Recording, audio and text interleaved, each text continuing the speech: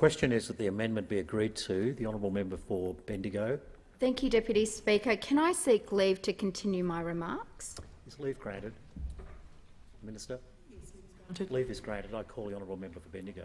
Thank you, and thank you for the indulgence of the House. I do apologise for missing my call earlier in continuation from what I started to speak about when this House last sat last Thursday.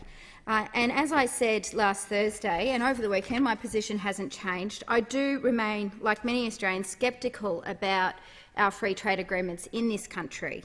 As one person put to me, we should really call them trade agreements, not free trade agreements.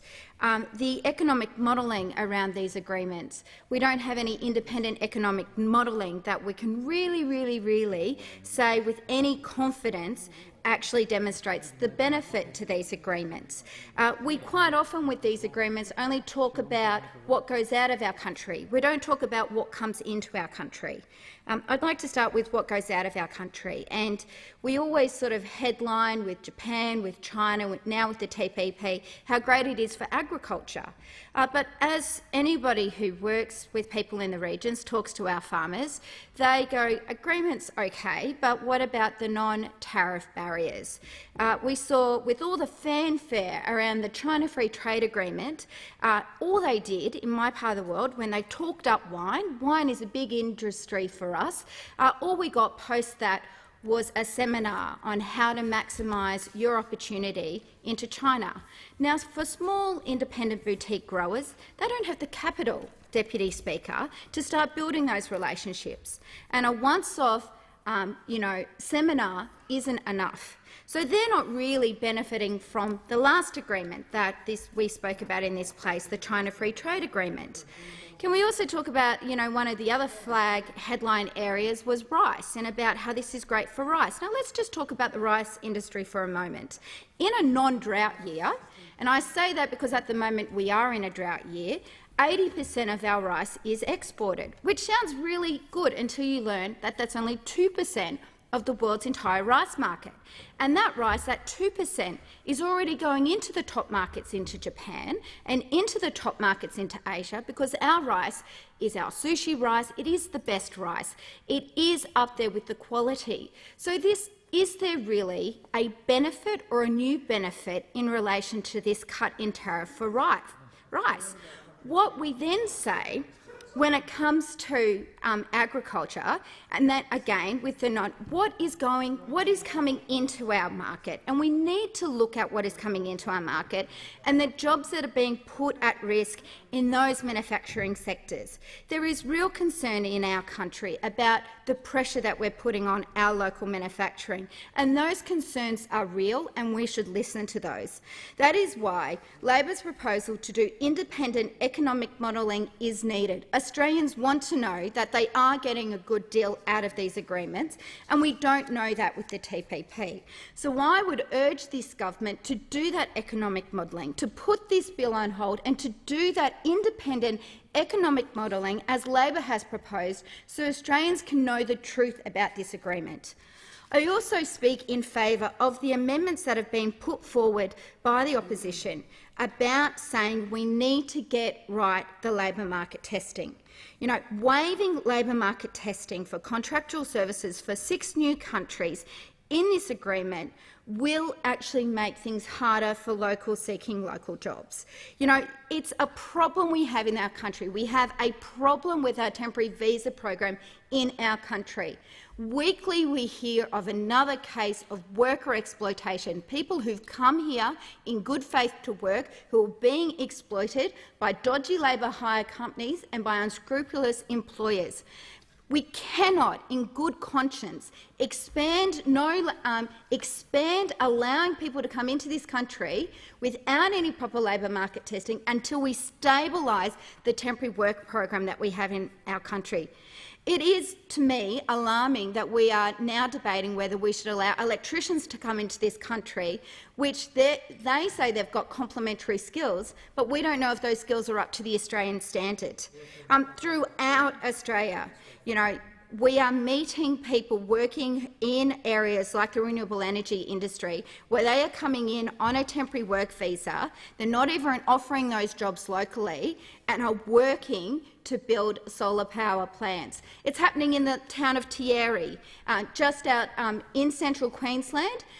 They've set up a camp, literally a camp, where workers from Eastern Europe are coming and staying. We don't even know if they're being paid in Australian currency. We suspect they're being paid in their currency from overseas. It goes into their overseas bank account. They come here, they're working, they don't associate with the town, they very rarely spend money in the town, and they may or may not go home. Like, this is happening right now. This government is completely ignoring the fact that we do have breaches day after day of a temporary visa program.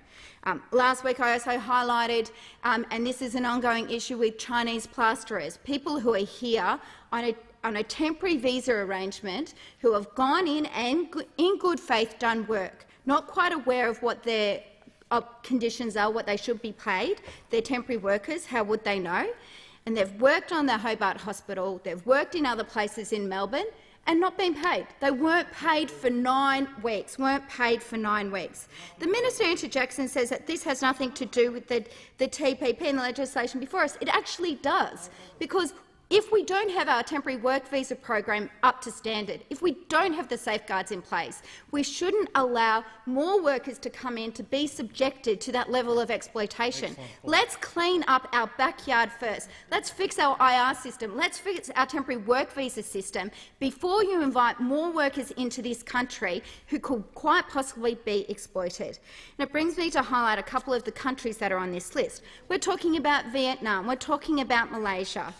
In the chicken industry, the chicken processing industry, the boning work that goes on in chicken processing is almost all Vietnamese Australian workers, people who, if they are Vietnamese Australian, have quite possibly had 10 years of exploitation, worker exploitation, before they actually get their permanent residency.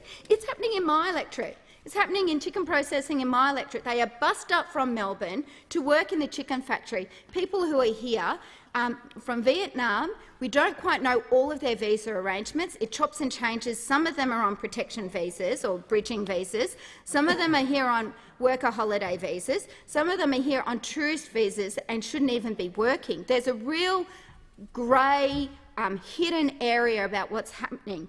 Flying into our country. So until we get the safeguards in place, we should delay moving forward on this legislation, because we need to make sure any guest worker that comes into our country has that support and that protection.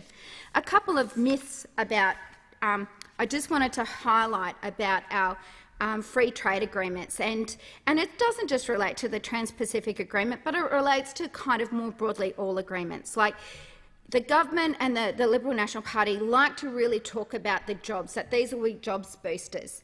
They are not. You know, the TPP in this particular case will outsource more jobs. It won't actually be a jobs booster.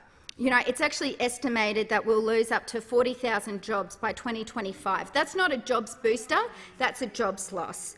You know, another myth is that it won't make it easier for temporary workers to come to Australia. That is not true. We know that the temporary hire migrants will be able to come into our country, 6 additional countries. You know, and the interjection of those opposite, again, they're going to accuse us of being racist, they're going to accuse us of being xenophobic. It's absolutely not. I think it is outrageous in this country that because you come into our country as a temporary migrant worker, you're paid less. Like, I think it's just outrageous in this country that you have workers who come into our country who are paid less because of the country that they're from. Now, how does that happen? How is it that possibly that people are paid yes? There's an award minimum in a lot of these industries. These labour hire companies pay the award as a minimum. Some of them don't even get that. Now, until you fix up your workplace relations, until you resource the Fair Work Ombudsman properly, until you do that, we should not allow more and more workers to come in. We've got to get our, those foundations in right first. We need to make sure that any jobs that we have, we offer them to Australian workers first. We need to make sure that if there is a local job, it goes to a local first. We also know that there is a link. If you directly employ someone, you're more likely to get an Australian to put their hand up for that job because they know they will have that job security and they know they'll have the right working conditions. We've also heard out there, and what's raised opposite, is that we are very concerned about the ISDS clause. You know, we believe, Labor believes, that Australia should negotiate our trade agreements without these clauses, and we've committed that in government we would seek, and in this amendment move forward, seek to remove any ISDS provisions. People are concerned about this. People don't like the idea that an overseas company can sue their government for pursuing policy that is in the best interest of Australian people. We also, in this amendment, seek to reinstate labour market testing for contractual service supplies that in existing free trade agreements, all of them. We need to have the very basics of labour market testing. Now, I believe we need to strengthen our labour market testing laws. We need to make sure that all of our labour market clauses that we have are genuine and are ensuring that we are making companies look for local workers first. Labor has also said in our amendment, and this is something that the government should do immediately, is that all new free trade agreements should be subject to independent national interest assessments before going any further. And I urge the government to do that today. If you believe that this is a job booster, prove it. Do the independent labour market testing, because all the research we've seen is that it's actually going to cost Australian jobs. We've also said that we want to legislate to create an accredited trades advisory program where industry unions and civil society groups would provide real-time feedback on a draft agreement during negotiations. We've also said we'd strengthen the role of Parliament in trade negotiations and increase the participation in the Joint Standing Committee on Treaties. These are all practical steps that would see a better free trade agreement.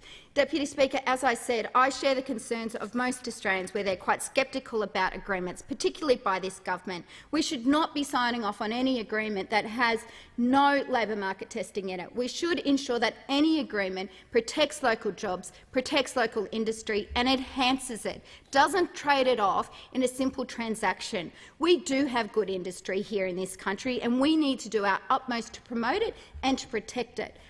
Not just in agriculture, but across the board. But most importantly, before we waive labour market testing, before the government goes down that path, stop and think about the treatment of those workers in this country. Fix the migration program, fix the temporary worker program, and give the Fair Work Ombudsman the resources to investigate the unending reports of worker exploitation for people who've come here in good faith to work. The question is that the amendment